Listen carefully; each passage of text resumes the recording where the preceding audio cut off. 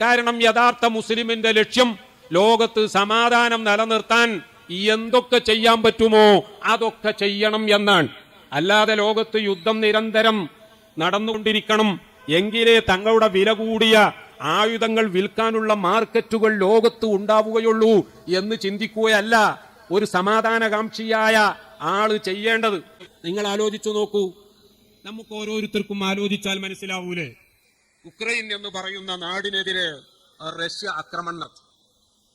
നമ്മൾ പത്രങ്ങളിലും TV ചാനലുകളിലും ഒക്കെ വരുന്ന വാർത്തകൾ നിരീക്ഷിക്കുകയാണെങ്കിൽ അമേരിക്കയും യൂറോപ്പും ഒക്കെ റഷ്യയുടെ അക്രമത്തിന് എതിരാണ് എന്ന് നമ്മളൊക്കെ മനസ്സിലാക്കും. എന്നാൽ എന്തുകൊണ്ട് ആ യുദ്ധം നിർത്താൻ വേണ്ടി തങ്ങൾ ഒറ്റക്കെട്ടായിട്ട് റഷ്യക്കെതിരെ നിൽക്കും എന്ന് തീരുമാനിക്കാൻ അവർ തയ്യാറാകാത്തത് എന്തുകൊണ്ടാണ്? സാധിക്കാത്തത് കൊണ്ടാണ് എന്ന് നിങ്ങൾ ആരെങ്കിലും കരുതുന്നുണ്ടോ? ഐക്യരാഷ്ട്രസഭയിൽ പോലും ഇന്ന് മുസ്ലിം രാജ്യങ്ങൾക്കെതിരായിട്ട് അല്ലെങ്കിൽ ഒറ്റക്കെട്ടായ ഒരു തീരുമാനം അസാധ്യമായ അവസ്ഥയാണുള്ളത്. ഐക്യരാഷ്ട്രസഭയിൽ മുസ്ലിം രാജ്യങ്ങൾക്കെതിരാണ് എങ്കിൽ ചില തീരുമാനങ്ങളൊക്കെ ഒറ്റക്കെട്ടായി തന്നെ വരും. ഏറ്റവും ചുരുങ്ങിയത് വീറ്റോ പവറുള്ള 5 രാജ്യങ്ങൾ തന്നെയെങ്കിലും ആ വിഷയത്തിൽ ഒറ്റക്കെട്ടാകും എന്നതിന്റെ തെളിവല്ലേ ഇറാഖിൽ നടന്ന യുദ്ധത്തിന് അവരൊക്കെ വളരെ ശക്തമായി തന്നെ പിന്തുണച്ചു. യുദ്ധം കഴിഞ്ഞ് സദ്ദാം കൊല്ലപ്പെട്ടു, ഇറാഖ് എന്നേക്കുമായി തകർന്നു കഴിഞ്ഞപ്പോൾ ആ മാസ് വെപ്പൺസ് ഓഫ് ഡിസ്ട്രക്ഷൻ, സംഹാര താണ്ഡവമാടാനുള്ള ആയുധം സദ്ദാം കൈക്കലാക്കി എന്നുള്ള വാദം ഞങ്ങളുടെ ഇന്റലിജൻസിന്റെ പിഴവായിരുന്നു എന്ന് ടോണി ബ്ലെയർ മാത്രമല്ല അമേരിക്കയിലെ ജെയിംസ് ബേക്കർ അടക്കമുള്ള ആളുകൾ തുറന്നു പറയാൻ അവർ തയ്യാറായത് അതുകൊണ്ടല്ലേ? കാരണം അവർക്ക് യുദ്ധം തുടങ്ങുമ്പോൾ തന്നെ അറിയാം ഞങ്ങൾ ഈ പറയുന്ന കാരണം ഒരിക്കലും യഥാർത്ഥമല്ല, പക്ഷേ ഒരു യുദ്ധം ഉണ്ടാകണം. റഷ്യക്കെതിരെ എന്തേ ഇവരൊന്നായിട്ട് അത്തരം ഒരു തീരുമാനമെടുക്കാഞ്ഞത്? റഷ്യ തങ്ങളെ ഒന്നായിട്ട് വിഴുങ്ങും എന്ന പേടിയാണോ? റഷ്യയെ സംബന്ധിച്ച് ഇന്ന് ലോകത്തിന് അത്തരം ഒരു ഭയം തന്നെയില്ല. കാരണം യുക്രൈനോട് വരെ പല യുദ്ധമേഖലകളിലും റഷ്യ തോറ്റുകൊണ്ടിരിക്കുകയാണ് എന്നതാണ് വസ്തുത.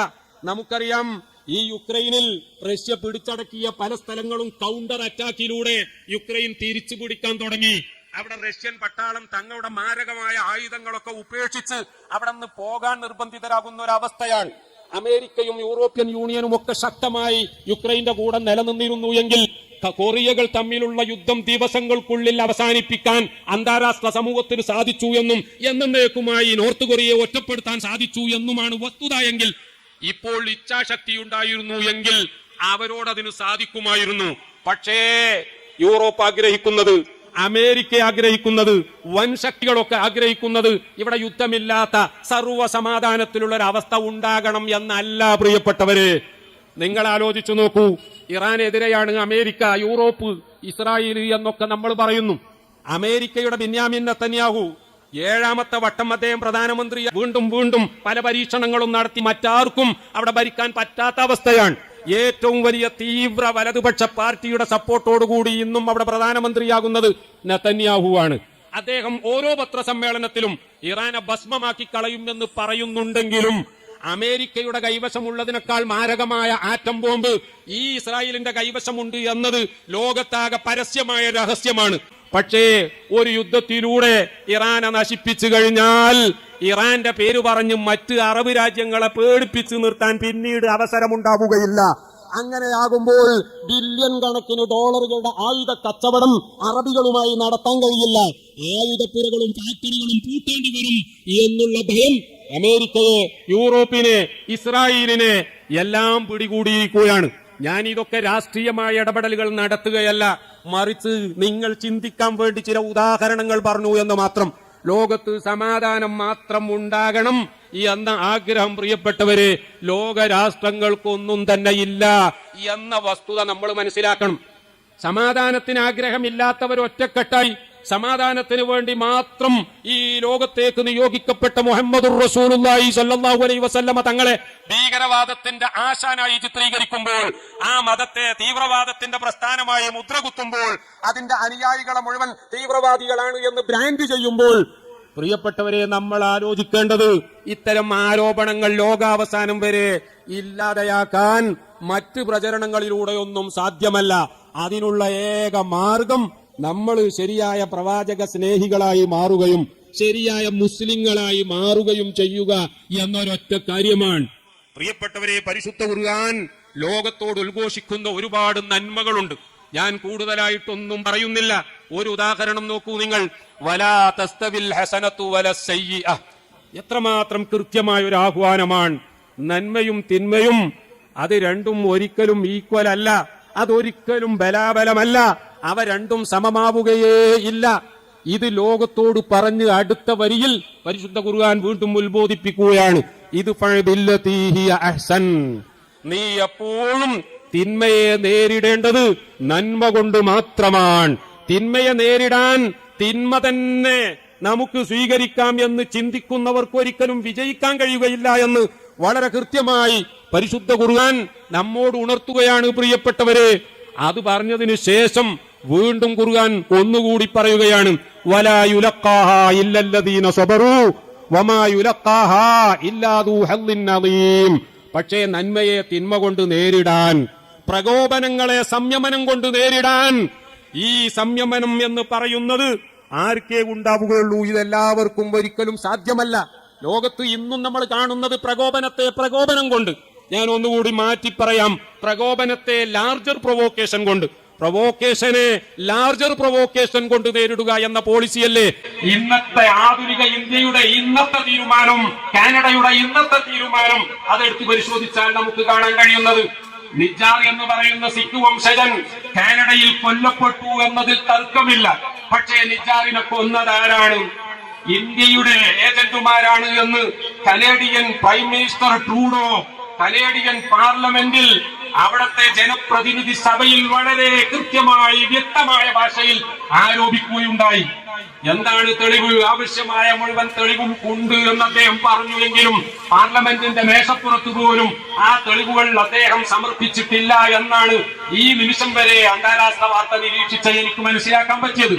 ഇന്ത്യയും പറയുകയുണ്ടായി, ഇതിന് വേണ്ട തെളിവുകളുടെ ഒരു തരി പോലും ഞങ്ങൾക്ക് കാനഡ നൽകിയിട്ടില്ല.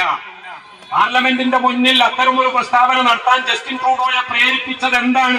അദ്ദേഹത്തിന്റെ ഗവൺമെന്റിനെ താങ്ങി നിർത്താൻ ഈ സിഖ് തീവ്രവാദികളുടെ സപ്പോർട്ട് കിട്ടുന്ന ഒരു പാർട്ടി അവിടെയുണ്ട്, അവിടെ 2 MP-മാരുടെ സപ്പോർട്ടുണ്ട് എന്നത് മാത്രമാണോ? അതല്ല, G20 ന്യൂഡൽഹിയിൽ വന്നപ്പോൾ മറ്റ് രാഷ്ട്ര നേതാക്കൾക്ക് ലഭിച്ച അത്ര തന്നെ ഊഷ്മളമായ സ്വീകരണം നമ്മുടെ പ്രധാനമന്ത്രി നരേന്ദ്രമോദിജിയിൽ നിന്ന് ലഭിക്കാത്തത് കൊണ്ടാണോ? അദ്ദേഹം വന്ന വിമാനം കേടുവന്ന് മറ്റുള്ളവരൊക്കെ സമ്മേളനം കഴിഞ്ഞ് നേരെ വിമാനത്താവളത്തിലേക്ക് പോയിയെങ്കിൽ 2 ദിവസം ഇന്ത്യയിൽ പിന്നെയും തങ്ങേണ്ടി വന്നതിനുള്ള ടെൻഷൻ കാരണമാണോ? ഇതൊക്കെ ഇനി ഗവേഷകന്മാർ പിന്നീട് വിലയിരുത്തി പറയേണ്ടതാണ്. പക്ഷെ ഞാൻ സൂചിപ്പിക്കുന്നത് അതൊന്നുമല്ല. നിജാറിന്റെ കൊലപാതകത്തിന്റെ പിന്നിൽ ഇന്ത്യൻ ഗവൺമെന്റാണ് എന്ന് ആരോപിച്ചുകൊണ്ട് വളരെ കടുത്ത നടപടിയിലേക്ക് കനേഡിയൻ ഗവൺമെന്റ് തിരിയുകയാണ്. എന്ന് പറഞ്ഞാൽ നമ്മുടെ ഡിപ്ലോമാറ്റിക് മിഷനിലെ ഒരു അംഗത്തെ ഇതിന്റെ പിന്നിൽ പ്രവർത്തിച്ചു എന്ന് പറഞ്ഞുകൊണ്ട് പുറത്താക്കുകയാണ്. നമ്മുടെ പ്രധാനമന്ത്രിയെ പറ്റി എന്തൊക്കെ അഭിപ്രായ വ്യത്യാസമുണ്ടെങ്കിലും നമുക്ക് ചില കാര്യങ്ങൾ സമ്മതിക്കാതിരിക്കാൻ നിർവാഹമില്ല. G20 വലിയ വിജയമായിരുന്നു എന്നതിൽ തർക്കമില്ല. കാരണം ഞാനിപ്പോഴും ആലോചിക്കുകയാണ്, റഷ്യയുടെയും ചൈനയുടെയും പ്രസിഡന്റുമാർ നമ്മുടെ G20 ഇന്ത്യയിൽ വന്നില്ല എന്നത് ശരിയായിരിക്കാം. പക്ഷേ ആഫ്രിക്കൻ യൂണിയനെ G20 ഒരു മെമ്പറായി തെരഞ്ഞെടുക്കാനുള്ള തീരുമാനത്തിന് യാതൊരു എതിർപ്പുമില്ലാതെ ഐക്യകണ്ഠേന പാസാക്കാൻ ഈ സമ്മേളനത്തിന് കഴിഞ്ഞു. യുക്രൈൻ വിഷയത്തിൽ യുക്രൈനും യൂറോപ്യൻ യൂണിയനും അമേരിക്കക്കും മാത്രം തങ്ങൾ അനുകൂലമാണ് എന്ന ഒരു രീതി അവിടെ പരത്താതെ, റഷ്യക്ക് എതിരാണ് എന്ന് തോന്നിക്കാതെ ഇന്ത്യ രാജ്യത്തിന്റെ താല്പര്യം റഷ്യയുടെയും അമേരിക്കയുടെയും യൂറോപ്പിന്റെയും ഒക്കെ കൂടെ നിൽക്കലാണ് എന്ന് മനസ്സിലാക്കിയ പ്രധാനമന്ത്രി അവരെ ആരെയും ഒപ്പിച്ചില്ല എന്നതൊരു വസ്തുതയാണ്. ഞാനിപ്പോൾ ഓർക്കുന്നത് ലിബിയയിലുണ്ടായ ആ വലിയ പ്രളയത്തെ പറ്റിയാണ്. 20,000 ആളുകളാണ് കഴിഞ്ഞ ആഴ്ച ആഞ്ഞു വീശിയ കാറ്റിലും തൽഫലമായി തകർന്ന 2 ഡാമുകളിൽ നിന്നൊലിച്ച വെള്ളപ്പാച്ചിലും അവിടെ കൊല്ലപ്പെട്ടത് എന്നാണ്. ഇന്നും കടലുകളിൽ നിന്ന് തകർന്ന കെട്ടിടങ്ങളിൽ നിന്ന് മൃതശരീരങ്ങൾ എടുത്തു മാറ്റി തീർന്നിട്ടില്ല എന്നതാണ് ലിബിയയിൽ നിന്ന് വരുന്ന വാർത്ത. ആ ലിബിയയിലെ കേന്ദ്രമായ തലസ്ഥാനമായ ട്രിപ്പോളിയിൽ ഭരണം നടത്തുന്നത് ദബീബ എന്ന അന്താരാഷ്ട്ര സമൂഹത്തിന്റെ സപ്പോർട്ടുള്ള ഭരണകൂടമാണ് എങ്കിൽ കിഴക്കൻ ലിബിയയായ ബെൻഗാസി കേന്ദ്രമായി ഭരണം നടത്തുന്നത് അറബ് രാജ്യങ്ങളിൽ ചിലരുടെ സപ്പോർട്ടുള്ള ഖലീഫ ഹഫ്തറുമാണ് എന്നത് രാഷ്ട്രീയ കാഴ്ചപ്പാടാണ്. നിങ്ങൾക്ക് അതിലൊക്കെ എത്ര താല്പര്യമുണ്ടാകും എന്ന് എനിക്കറിയില്ല. ഞാനിവിടെ ഊന്നി പറയുന്നത് തുർക്കിയിലെ റജബ് തയ്യിബ് എർദോഗാൻ ഗവൺമെന്റ് എന്ന തലത്തിൽ അദ്ദേഹം സപ്പോർട്ട് ചെയ്യുന്നത് ട്രിപ്പോളിയിലെ ഭരണകൂടത്തെയാണ് എങ്കിൽ ഈ പ്രളയം വന്നപ്പോൾ അദ്ദേഹം ഒരുപാട് വിമാനങ്ങളിൽ ദുരിതാശ്വാസ സാധനങ്ങളുമായി ലിബിയുടെ കിഴക്കൻ നഗരമായ ഖലീഫ ഹഫ്തറിന്റെ ആ അധികാരത്തിൽ കഴിയുന്ന ബെൻഗാസി എയർപോർട്ടിൽ തന്നെ കൊണ്ടുചെന്നിറക്കി ആ ദുരിതാശ്വാസങ്ങൾ ഏറ്റവും കൂടുതൽ പ്രളയം ബാധിച്ച ദർന എന്ന നഗരത്തിലേക്ക് എത്തിക്കാൻ തയ്യാറായ വാർത്ത അന്താരാഷ്ട്ര ചാനലുകളായ BBC-യും CNN-ഉം അതേപോലെ തന്നെ ഫോക്സ് ന്യൂസും ഫ്രാൻസ് 24-ഉം ഒക്കെ കൈകാര്യം ചെയ്ത വിധം ഇതാണ് ഏറ്റവും വലിയ ഡിപ്ലോമസി എന്ന് രേഖപ്പെടുത്തുകയാണ്. എന്ന് പറഞ്ഞാൽ കേന്ദ്രത്തിലെ ഗവൺമെന്റിന്റെ സപ്പോർട്ടറായി നിലനിൽക്കുമ്പോൾ തന്നെ കിഴക്ക് ബംഗാസിയിലെ ഗവൺമെന്റിനെ ഒരിക്കലും വെറുപ്പിക്കാതെ അവിടെയും ഇടപെട്ടു സഹായം ചെയ്തു.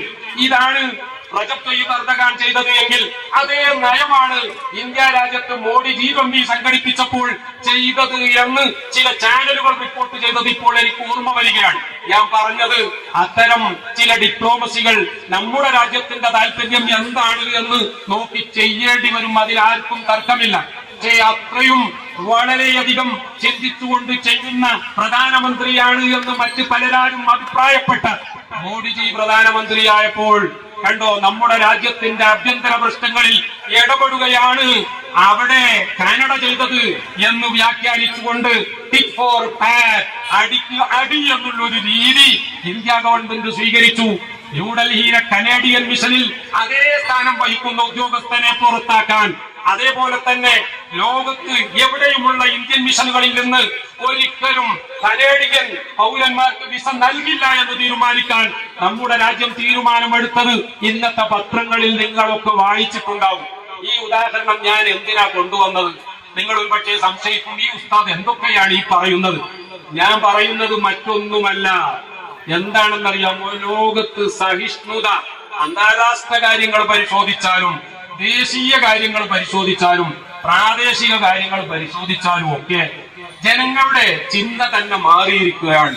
ഇങ്ങോട്ടടിച്ചാൽ അതിന് കൂടുതലായി വോള്യം കൂട്ടിക്കൊണ്ട് സ്ട്രോങ് വർദ്ധിപ്പിച്ചുകൊണ്ട് തിരിച്ചടിക്കുക എന്നുള്ള ഒരു നയത്തിലേക്ക് ലോകം മുഴുവൻ മാറിയിരിക്കുകയാണ്. ഈ ഒരു കാഴ്ചപ്പാട് ലോകത്ത് നിലനിൽക്കുകയാണെങ്കിൽ എന്റെ ചോദ്യം, സമാധാനം എങ്ങനെ നമുക്ക് സാക്ഷാത്കരിക്കാൻ പറ്റും? സൗദി അറേബ്യയിലെ മുഹമ്മദ് ബിൻ സൽമാൻ MBS അവിടുത്തെ ക്രൗൺ പ്രിൻസ് ആണ്. മെനിയാന്ന് അദ്ദേഹത്തെ ഇന്റർവ്യൂ ചെയ്തു. മാർക്ക് എന്ന് പറയുന്ന ലോകോത്തര പത്രപ്രവർത്തകൻ, അദ്ദേഹം ഫ്രാൻസ് 24 ചാനലിലെ ഇന്റർവ്യൂ സംഘടിപ്പിക്കുന്ന ആളാണ്. മാർക്ക് MBS-നോട് ഒരു ചോദ്യം ചോദിക്കുന്നുണ്ട്. ഇറാൻ ആണവായുധം നേടുന്നത് എന്തിനാണ് നിങ്ങൾ ഭയപ്പെടുന്നത്? MBS വളരെ കൃത്യമായി മറുപടി പറയുന്നു, ഇറാൻ എന്നല്ല, ലോകത്ത് ഒരു രാജ്യവും ആണവായുധ ശക്തിയാക്കുന്നത് ഞങ്ങൾ ഇഷ്ടപ്പെടുന്നില്ല. കാരണം ആണവായുധം ഉണ്ടായിട്ട് എന്താണ് കാര്യം? അത് ഉപയോഗിക്കാൻ പാടില്ല എന്നല്ലേ നമ്മുടെയൊക്കെ തീരുമാനം. ഉപയോഗിക്കാൻ പറ്റാത്ത ഒരു ആയുധം വാങ്ങിക്കൂട്ടാൻ വേണ്ടി, അല്ലെങ്കിൽ അത് ഉണ്ടാക്കാൻ വേണ്ടി ജനങ്ങളുടെ ദാരിദ്ര്യം തുടച്ചു മാറ്റുന്നതിലേക്ക് നീക്കേണ്ട കോടികൾ ചെലവാക്കുന്നത് മൗഢ്യം എന്നല്ലാതെ മറ്റെന്താണ് ഞാൻ പറയേണ്ടത് എന്ന MBS-ന്റെ മറുപടി കേട്ടിട്ട് മാർക്ക് അത്ഭുതപ്പെടുകയാണ്. പക്ഷേ അദ്ദേഹം രണ്ടാമതൊരു ചോദ്യം കൂടി MBS-നോട് ചോദിക്കുകയാണ്. അഥവാ ഈ ഉപരോധങ്ങളും എതിർപ്പുകളും ഒക്കെ ഉള്ളപ്പോഴും ഇറാൻ ആണവായുധം കൈക്കലാക്കി എന്ന വസ്തുത യാഥാർത്ഥ്യമായി കഴിഞ്ഞാൽ നിങ്ങൾ എന്തു ചെയ്യും? ഞാൻ നേരത്തെ ഇന്ത്യയുടെയും കാനഡയുടെയും ഉദാഹരണം പറഞ്ഞത് തുല്യമായ മറ്റൊരു ഉദാഹരണമാണ് അന്താരാഷ്ട്ര തലത്തിൽ നിന്ന് കൊണ്ടുവരുന്നത്. ആ മറുപടിയിൽ MBS പറയുന്നത് നോക്കൂ, എല്ലാ ഉപരോധങ്ങളും എതിർപ്പുകളും ഒക്കെ ഉണ്ടായിട്ടും ഇറാൻ ആണവായുധം കൈക്കലാക്കി എന്ന വസ്തുതയായി സ്ഥിരീകരിക്കപ്പെടുന്ന പക്ഷം ഒരു നിലക്കല്ലെങ്കിൽ മറ്റൊരു നിലക്ക് ഞങ്ങളും ആണവായുധം കൈക്കലാക്കാൻ വേണ്ടത് ചെയ്യും. പ്രിയപ്പെട്ടവരെ നോക്കൂ, നിങ്ങൾ ലോകം മുഴുവൻ ചിന്തിക്കുന്നത് സമാധാനമല്ല, ഇങ്ങോട്ടടിച്ചാൽ ഡബിൾ സ്ട്രോങ്ങിന് തിരിച്ചടിക്കാൻ എന്തൊരു വഴിയുണ്ട്. അതുകൊണ്ടല്ലേ ഈ അടുത്ത് ആഫ്രിക്കയിലെ നൈജർ എന്ന് പറയുന്ന നാട്ടിൽ പ്രിയപ്പെട്ടവരെ പട്ടാള അട്ടിമറി നടന്നു. അവിടെ ഇക്കോവാസ് എന്ന് പറയുന്ന പശ്ചിമേഷ്യൻ രാജ്യങ്ങളുടെ കൂട്ടായ്മ അവര് ഇടപെടാൻ തീരുമാനിച്ചു. ഞങ്ങൾ സൈന്യത്തെ നിയോഗിക്കും എന്ന് പറഞ്ഞു. നൈജറിന് സപ്പോർട്ടായി ബുർക്കിന ഫാസോ രംഗത്ത് വന്നു. പിറ്റേന്ന് മാലി എന്ന് പറയുന്ന രാജ്യം മുന്നോട്ട് വന്നു. ആ രണ്ട് രാജ്യങ്ങളിലും നേരത്തെ ഫ്രാൻസിന്റെ സൈനിക സാന്നിധ്യത്തെ എതിർത്തുകൊണ്ട് പട്ടാള അട്ടിമറി നടന്ന രാജ്യങ്ങളാണ്. ആ രണ്ട് രാജ്യങ്ങളും മുന്നോട്ട് വന്നുകൊണ്ട് പറഞ്ഞു, നൈജറിനെ തൊട്ടാൽ അക്കളി തീക്കളിയായിരിക്കും, സൂക്ഷിച്ചോ, ഞങ്ങളുടെ പട്ടാളത്തെ ഞങ്ങൾ നൈജറിൽ വിന്യസിക്കാൻ പോവുകയാണ്. നോക്കണം, ഐക്യരാഷ്ട്ര സഭക്ക് ഒന്നും ചെയ്യാൻ പറ്റിയില്ല, യൂറോപ്യൻ യൂണിയന് അനങ്ങാൻ പറ്റിയില്ല.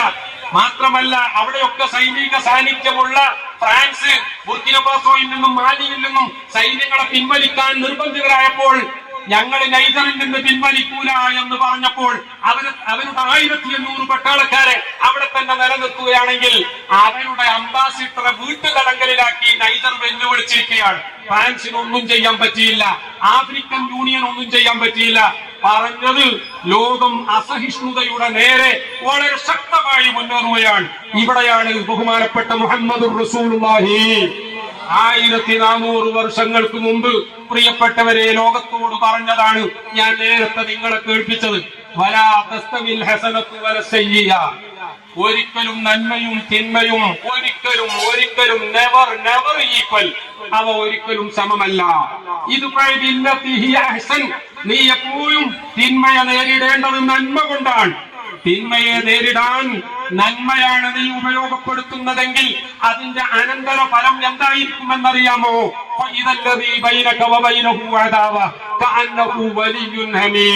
നിന്റെ ആജന്മ ശത്രു നിന്റെ ഉറ്റമിത്രമായി മാറുന്നത് കാണാൻ അധിക സമയം വേണ്ടി വരില്ല. പ്രിയപ്പെട്ടവരെ, റസൂലുള്ളാഹി സ്വല്ലല്ലാഹു അലൈഹി വസല്ലമ തങ്ങളെ കൊല്ലാൻ വേണ്ടി വിശത്തിലൂട്ടിയ വാളുമായി പോകുന്ന ഒരു ചെറുപ്പക്കാരനെ നോക്കൂ. ആ ചെറുപ്പക്കാരന്റെ പേര് ഉമർ എന്നാണ്. അദ്ദേഹത്തിന്റെ കയ്യിലുള്ളത് മൂർച്ചയേറിയ കടുകമാണ്, വാളാണ്. പോകുന്നത് എങ്ങോട്ടാണെന്നറിയാമോ? ചെറുപ്പക്കാരെ തെറ്റിപ്പിക്കുന്ന വഴിതെറ്റിക്കുന്ന ഒരു പ്രവാചകവാദി വന്നിട്ടുണ്ട്, അവന്റെ പേര് മുഹമ്മദാണ്. അവന്റെ തലയെടുക്കാൻ വേണ്ടിയാണ് ഞാൻ പോകുന്നത് എന്ന് പറഞ്ഞുകൊണ്ട് ഊരിപ്പിടിച്ച വാളുമായി പോകുന്ന ചെറുപ്പക്കാരൻ പോകുന്ന വഴിയെ തന്റെ സിസ്റ്റർ, തന്റെ പെങ്ങളുടെ വീട്ടിന്റെ അടുത്തെത്തിയപ്പോൾ അവിടെ മറ്റൊരു ചെറുപ്പക്കാരനെ കാണാൻ ഇടയാവുകയാണ്. ആ ചെറുപ്പക്കാരൻ കയ്യിൽ ഊരിപ്പിടിച്ച വാളുമായി പോകുന്ന ഉമറിനെ അഭിസംബോധന ചെയ്തു. ചോദിക്കുന്നു, where are you going sir? എവിടെ പോവുകയാണ്? ഉമർ പറഞ്ഞു, ഞാൻ മുഹമ്മദിന്റെ അടുത്ത് പോവുകയാണ്. എന്തിന്? തലയെടുക്കാൻ പോവുകയാണ്. എന്താ പ്രശ്നം? ഉമർ വളരെ ഓപ്പണായി പറഞ്ഞു, ചെറുപ്പക്കാരെ മുഴുവൻ വഴിതെറ്റിക്കുകയാണ്, അവരെ പുതിയ മതത്തിലേക്ക് ക്ഷണിക്കുകയാണ്. ഇത് ഈ നാട്ടിൽ ഒരിക്കലും ഞാൻ അനുവദിക്കുകയില്ല. ഇപ്പൊ പോയി തല മുറിച്ച് ഞാൻ കൊണ്ടുവരും. ഓ, എന്നാൽ ഡോണ്ട് ബി ഹറി, ധൃതി കൂട്ടണ്ട. നീ ആദ്യം ഒരു കാര്യം ചെയ്യും, നിന്റെ സ്വന്തം പെങ്ങളുടെ വീട്ടിൽ പോ. ആ വീട്ടിൽ പോയിട്ട് നീ ഒന്ന് നിന്റെ പെങ്ങളെയും അളിയനെയും നന്നാക്ക്. കാരണം അവര് രണ്ടുപേരും നീ കൂടി പറഞ്ഞ ചെറുപ്പക്കാരെ വഴിതെറ്റിക്കുന്നു എന്ന് പറഞ്ഞ മുഹമ്മദില്ലേ, ആ മുഹമ്മദിന്റെ അനുയായികളായി മാറിയിട്ടുണ്ട്. നീ നേരെ അവിടെ ചെല്ലു, എന്നിട്ട് പോകാം മുഹമ്മദിന്റെ തലയെടുക്കാൻ. ഇത് കേട്ട ഉമർ അല്പം പോലും ശങ്കിച്ചു നൽകാതെ സ്വന്തം പെങ്ങളുടെ വീട്ടിലേക്ക് പോവുകയാണ്. വാതില് പുറത്ത് അദ്ദേഹം എത്തിയപ്പോൾ അകത്ത് നിന്നൊരു പ്രത്യേക ശബ്ദം കേൾക്കുന്നു. ആ ശബ്ദം കേട്ടപ്പോൾ ഉമറിന് മനസ്സിലായി, തന്റെ പെങ്ങളും അളിയനും പുതിയ പാർട്ടിയിൽ ചേർന്നിരിക്കുകയാണ്. അതിന്റെ ചില പാഠങ്ങൾ അഭ്യസിക്കുകയാണ് അവർ. കഥകിൽ മുട്ടി, തുറക്കുന്നില്ല. വീണ്ടും മുട്ടി. അപ്പോൾ പറയുന്നത്, വെയിറ്റ് ചെയ്യൂ, അല്പം കാത്തിരിക്കൂ എന്നാണ്. കാരണം പെങ്ങൾക്ക് അളിയനെ കട്ടിലിനടിയിൽ ഒളിപ്പിക്കേണ്ടതുണ്ട്. ആ പെങ്ങൾക്ക് അളിയനെ കട്ടിലിനടിയിൽ ഒളിപ്പിക്കാൻ സാവകാശം ആവശ്യമുണ്ട്. അതുകൊണ്ടാ കഥക് തുറക്കാത്തത്. അളിയനെ കട്ടിലിനടിയിൽ ഒളിപ്പിച്ചതിന് ശേഷം പെങ്ങൾ വാതിൽ തുറക്കുകയാണ്. വാതിൽ തുറന്നപ്പോൾ ഉമർ ചോദിക്കുന്നു, ഞാനിപ്പോ ഈ വീട്ടിനുള്ളിൽ നിന്നൊരു പ്രത്യേക ശബ്ദം കേട്ടല്ലോ, എന്താണത്? അത് നിന്നെ കേൾപ്പിക്കാൻ പറ്റില്ല എന്ന് ധൈര്യപൂർവ്വം ആ സ്ത്രീ മനസ്സ് തുറന്നു പറയുകയാണ്. തന്റെ സഹോദരനെ പറ്റി, സഹോദരന്റെ ശൗര്യത്തെ പറ്റിയും ക്രൗര്യത്തെ പറ്റിയും നന്നായി ബോധ്യമുള്ള ആ പെങ്ങൾ പക്ഷേ അല്പം പോലും പതറിയില്ല. അവര് പറഞ്ഞു, നിന്നെ കേൾപ്പിക്കാൻ പറ്റില്ല. ഉമർ റളിയല്ലാഹു അൻഹു പറഞ്ഞു, എനിക്ക് കേൾക്കണം, നിങ്ങൾ വായിച്ചുകൊണ്ടിരുന്ന പുസ്തകം എനിക്ക് വായിക്കണം. ഉടനെ പെങ്ങൾ പറഞ്ഞു, പക്ഷേ ഇത് വൃത്തിയില്ലാത്തവർക്ക് നൽകാൻ സാധ്യമല്ല, നീ പോയി കുളിച്ച് വൃത്തിയായി വായെങ്കിൽ തരാം. പെട്ടെന്ന് കണ്ടോ എന്താണ് അവിടെ സംഭവിക്കുന്നത്? ഉമർ പോവുകയാണ്, കുളിച്ച് വൃത്തിയായി വരികയാണ്. ആ സമയത്താണ് വായിച്ചുകൊണ്ടിരുന്ന പുസ്തകം ഉമറിന്റെ കയ്യിലേക്ക് കൊടുക്കുന്നത്. ഉമർ അതിന്റെ പേജ് തുറന്നു നോക്കി വായിക്കുകയാണ്. താഹ മാ അൻസൽനാ അലൈക്കൽ ഖുർആന ലിതശ്ഖാ ഇല്ലാ തദ്കിറത്തൻ ലിമൻ യഖ്ശാ തൻസീലൻ മിമ്മൻ ഖലഖൽ അർള വസ്സമാവാതിൽ ഉലാ അർറഹ്മാനു അലൽ അർശി ഇസ്തവാ ഇൻ തജ്ഹർ ബിൽ ഖൗലി ഫഇന്നഹു യഅലമു സിർറ വഅഖ്ഫാ അല്ലാഹു ലാ ഇലാഹ ഇല്ലാഹു. അത്രയും ഓതേണ്ട സമയമേ കിട്ടിയുള്ളൂ. അപ്പോഴേക്കും ഉമറിന്റെ ഹൃദയം മാറുകയാണ്.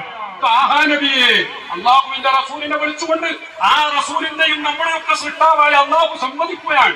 നോക്കണം, സൃഷ്ടിയെ വിളിച്ചുകൊണ്ട് സൃഷ്ടാവ് എത്ര സ്നേഹസമൃദ്ധമായ ഭാഷയിലാണ് സംസാരിക്കുന്നത്.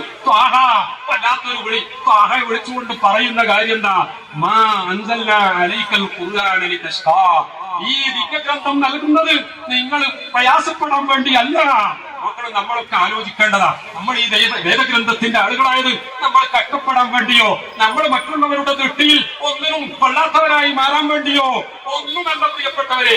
അല്ലെങ്കിൽ പണ്ട് കുമാരനാശാൻ പറഞ്ഞതുപോലെ നമ്മളെല്ലാവരും കേട്ടതല്ലേ, തൊട്ടുകൂടാത്തവർ, തീണ്ടിക്കൂടാത്തവർ, ദൃഷ്ടിയിൽപ്പെട്ടാലും ദോഷമുള്ളവർ, കെട്ടില്ലാത്തവർ, തമ്മിലുണ്ണാത്തവർ എന്നിങ്ങനെ ഒട്ടല്ലഹോ ജാതി കോമരങ്ങൾ. പ്രിയപ്പെട്ടവരെ, കുമാരനാശാൻ എഴുതിയത് എന്തിനാണ് എന്നതിനെ സംബന്ധിച്ച് തർക്കമുണ്ടെങ്കിലും അന്നത്തെ ജാതി വ്യവസ്ഥ അതായിരുന്നു എന്ന് കുമാരനാശാൻ പറഞ്ഞു എങ്കിൽ നമ്മുടെ മന്ത്രി മിനിയാന്ന് പറഞ്ഞത് അതേ ജാതി വ്യവസ്ഥ ഇന്ന് എന്റെ കേരളത്തിലുമുണ്ട് എന്ന് അദ്ദേഹം പറയുകയുണ്ടായി. മാത്രമല്ല, ഉദയനിധി സ്റ്റാലിൻ തമിഴ്നാട്ടിൽ അത്തരം ജാതി വ്യവസ്ഥയെ വളരെ ശക്തമായി ആക്ഷേപിച്ച് മുന്നോട്ട് വന്നത് ഞാൻ അതിലേക്കൊന്നും കടക്കുന്നില്ല. പ്രിയപ്പെട്ടവര്, സനാതന ധർമ്മം എന്താണെന്നോ സനാതന മൂല്യങ്ങൾ എന്താണെന്നോ അതിലേക്കൊന്നും ഞാൻ കടക്കുന്നില്ല. ഞാൻ പറഞ്ഞു വന്നത് പ്രിയപ്പെട്ടവര്, പരിശുദ്ധ ഖുർആൻ പറയുകയാണ്, നിങ്ങൾ അൺടച്ചബിൾ ആകാനോ മറ്റുള്ളവരുടെ മുന്നിൽ നിങ്ങൾ ഒന്നിനും കൊള്ളാത്തവരാകാനോ അല്ല. മാ അൻസൽനാ അലൈക്കൽ ഖുർആന ലിതശ്ഖാ. നിങ്ങൾ കഷ്ടപ്പെടാൻ വേണ്ടിയോ പ്രയാസപ്പെടാൻ വേണ്ടിയോ അല്ല ഈ ദിക്ഗ്രന്ഥം നിങ്ങൾക്ക് നൽകിയിട്ടുള്ളത്. ഇതനുസരിച്ച് നിങ്ങൾ ജീവിച്ചാൽ പ്രപഞ്ചത്തിന്റെ മുഴുവൻ സൃഷ്ടാവിന്റെ ഇംഗിതത്തിന് വഴങ്ങിയവരായി നിങ്ങൾ മാറും. അങ്ങനെ സൃഷ്ടാവിനനുസരിക്കുന്ന സൃഷ്ടികളായി നിങ്ങൾ മാറിയാൽ സൃഷ്ടാവ് തയ്യാറാക്കിയ സ്വർഗത്തിലേക്ക് നിങ്ങൾക്ക് കടന്നു ചെല്ലാം എന്നതാണ് പരിശുദ്ധ ഖുർആൻ പ്രഖ്യാപിച്ചത് എങ്കിൽ അത് വാങ്ങി വായിച്ച ഉമർ ഇബ്നുൽ ഖത്താബ് റളിയല്ലാഹു അൻഹു പ്രിയപ്പെട്ടവരെ ആ വാളുമായി റസൂലുള്ളാഹി സ്വല്ലല്ലാഹു അലൈഹി വസല്ലമ തങ്ങളുടെ ഹദ്റത്തിലേക്ക് പോവുകയാണ്. ബഹുമാനപ്പെട്ട ഇബ്നു അബ്ബാസ് റളിയല്ലാഹു അൻഹുമ റസൂലുള്ളാഹി സ്വല്ലല്ലാഹു അലൈഹി വസല്ലമ തങ്ങളുടെ വീട്ടിൽ കാവൽക്കാരനായുണ്ട്. അദ്ദേഹം ദൂരത്തേക്ക് ഇടക്കിടക്ക് നോക്കുന്നുണ്ട്. കാരണം ശത്രുക്കളുടെ ഭീഷണി ഒഴിയാത്തൊരു സമയമാണ്. അതുകൊണ്ട് തന്നെ ആരാ വരുന്നത് എന്ന് ഇടക്കിടക്ക് ശ്രദ്ധിച്ചുകൊണ്ടേ ഉമർ റളിയല്ലാഹു അൻഹുവിന്റെ രൂപം തന്റെ കണ്ണിൽപ്പെട്ടപ്പോൾ ഭയവിഹ്വലനായ ഇബ്നു അബ്ബാസ് റളിയല്ലാഹു അൻഹു അല്ലാഹുവിന്റെ റസൂലിനോട് പറയുകയാണ്, തങ്ങളെ സംഗതി അത്ര പഥ്യമല്ല, എനിക്ക് തോന്നുന്നത് എന്തോ ഒരു പന്തികേട് തോന്നുന്നു. ഉമർ കയ്യിൽ വാളുമായി വരുന്നുണ്ട്. അല്ലാഹുവിന്റെ റസൂൽ ആരാ പ്രിയപ്പെട്ടവരെ? സാധാരണക്കാരാണെന്നോ മരിച്ചാൽ ദുർഗന്ധം കൊണ്ട് മറ്റുള്ളവർ ബുദ്ധിമുട്ടാതിരിക്കാൻ വേണ്ടിയാണ് കുഴിച്ചിട്ടത് എന്നൊന്നും പറയുന്നവർ യഥാർത്ഥ മുസ്ലിം അല്ല എന്ന് പറയുക തന്നെ വേണം. ഞാൻ വിശദീകരണത്തിലേക്ക് കടക്കുന്നില്ല. അള്ളാഹുവിന്റെ റസൂൽ ആരാ? അള്ളാഹുവിന്റെ റസൂലും സിദ്ദീഖുൽ അക്ബർ റളിയല്ലാഹു അൻഹു മാത്രം ഒരു ഗുഹയിൽ അകപ്പെട്ട സംഭവം നിങ്ങൾക്ക് ഓർമ്മയില്ലേ? ശത്രുക്കളകത്ത് എറിഞ്ഞു വരുന്നു. അവര് രണ്ടുപേരും കഴിഞ്ഞുകൂടുന്ന ആ ഗുഹയുടെ തൊട്ട് മേലെ അവരെത്തിയിരിക്കുകയാണ്. സിദ്ദീഖ് റളിയല്ലാഹു അൻഹു മേൽപോട്ട് നോക്കിയപ്പോൾ ആ ഗുഹക്കുള്ള ദ്വാരത്തിലൂടെ കാണുകയാണ് ശത്രുക്കളുടെ കാൽപാദങ്ങൾ. അവരെങ്ങാനും ഒന്ന് താഴോട്ട് നോക്കിയാൽ തീർച്ചയായിട്ടും ആ ഗുഹയിൽ ഒളിച്ചിരിക്കുന്നവരെ കാണും. അതോടുകൂടി ഈ പ്രസ്ഥാനം മുളയിലെ എന്നുള്ളപ്പെടും എന്ന് ബോധ്യമുള്ള സിദ്ദീഖുൽ അക്ബർ റളിയല്ലാഹു അൻഹു പറഞ്ഞു, തങ്ങളെ അവരെത്തിക്കഴിഞ്ഞു, എന്താ ചെയ്യ, രക്ഷപ്പെടുമോ? അല്ലാഹുവിന്റെ റസൂൽ ഒറ്റ ചോദ്യ ചോദിക്കുന്നത്, മാ വന്നുക ബിസിനൈനി വല്ലാഹു സാലിസുഹുമാ.